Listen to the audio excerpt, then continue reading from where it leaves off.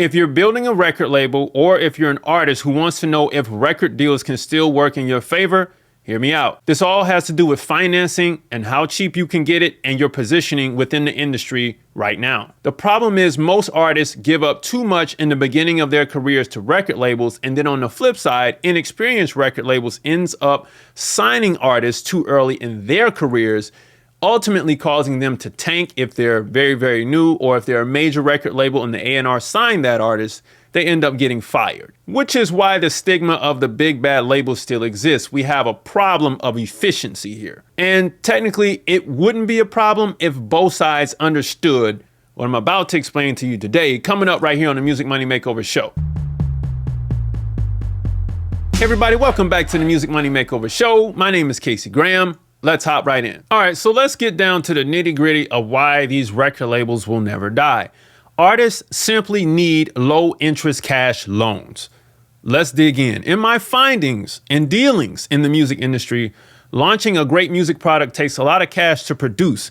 So unless all elements are in place to make the work free, an independent label can slide by on a lot of these costs. But in the beginning, music is very costly because you don't earn the full profit when you get streams. You earn royalty from the profit. All right. So you don't get rich off royalties unless you've got a lot of them. I mean, a lot of them. Or you got some severe hit records, really hit records. So because you cannot flip an album remarkably well like you could in the 2000s, you're going to need cash at a 0% interest rate. And who's going to take that chance? You or an uneducated street loan shark? Because that's the position that a lot of people are in. Record labels aren't really an option. And a lot of record labels aren't signing a lot of people due to the fact that they've been cutting staff. They're still cutting staff, and A&Rs can't keep their job longer than 12 months. Clearly, you can see this is a problem, all right? Now, record labels accept IP as collateral. Here's why they're not going to die again. To issue a loan like this at 0% interest, record labels need collateral in return. In many cases, it will be your masters because you have nothing else to give. And check this out, no proof of concept. That is the problem that artists aren't understanding. I don't know what your music sounds like. I don't know what it's going to sound like once we put gas on this campfire you got going. So in that case, I'm going to need to take these masters as collateral for that, even if it does make it or if it doesn't. And even if you have mild success, the label knows that they can license the songs later for more revenue. And they also know they can sell your masters in what is called a tranche or a bundle with other masters to other catalog investment companies. IP is king in the copyright world, and your masters are gold to them. I mean, and really anybody if they actually bought some, and me. So you can't use a line of credit when starting. I'm going to say this again. I don't care what you got to say about it in the comment section. You can't use a line of credit when starting, and you can't use a line of credit when starting. If you're just starting, lines of credit are way too expensive to use on music creation.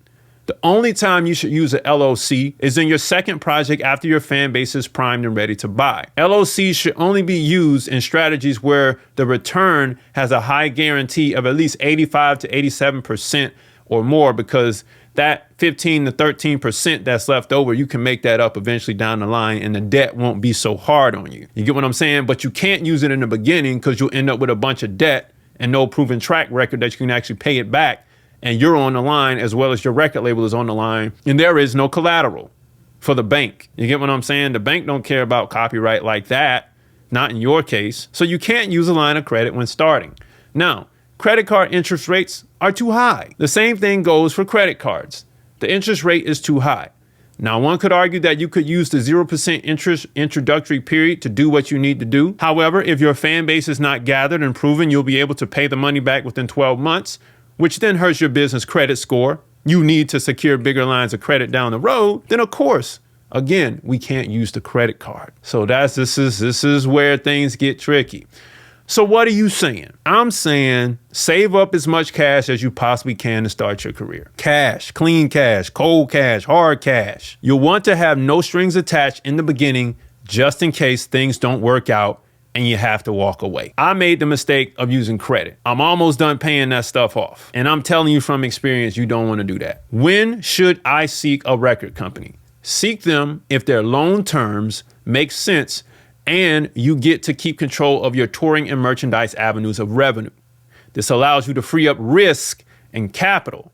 If you can make a great deal on ownership of the masters or a great licensing play, then go for it. I'm not telling you not to do it. However, if you get to the point where you can fully finance and administrate all of your records, do not go to a record label. I can tell you what that step would be in another video or on something else, right?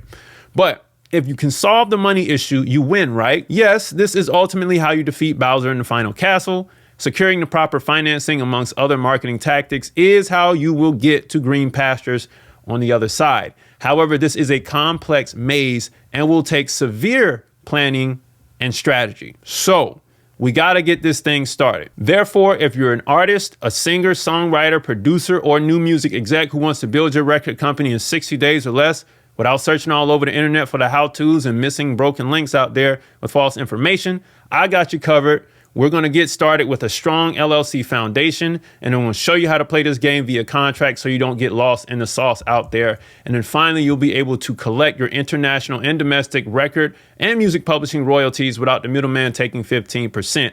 So that way you can actually build this record company if you're going to sign artists, or at least you can build your DIY company so that you can secure the funding that you need to later down the line to get yourself up to that $1 million status you want to get to. Everything you see in the bottom right-hand corner is included with the course.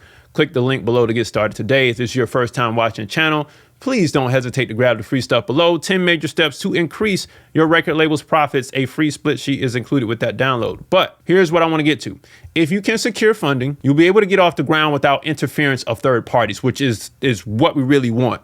This will raise your confidence for finding funding down the line, which will ultimately allow you to escape the horrible offers of the record labels. But if you cannot secure funding, record deals are not always bad, and I want you to find as many favors as you can. However, try to save up as much as you can, all right, so that you can fund yourself with clean, cold, hard cash, okay, so that eventually you can secure the funding. So if you were wondering if signing an artist to your very own record label would be a good idea in 2024, or at least building a record label in 2024 would be a good idea, you now know that artists need low interest cash loans pretty much at 0% interest, right? And they're willing to trade some collateral for that. That is the goal here with record labels. This totally can happen. You can build that big record label you want to build. It just, we're in a different landscape, so you have to adjust accordingly. You now know it's possible though, and that's my whole point. So music money makers, if you make music, you should always make money.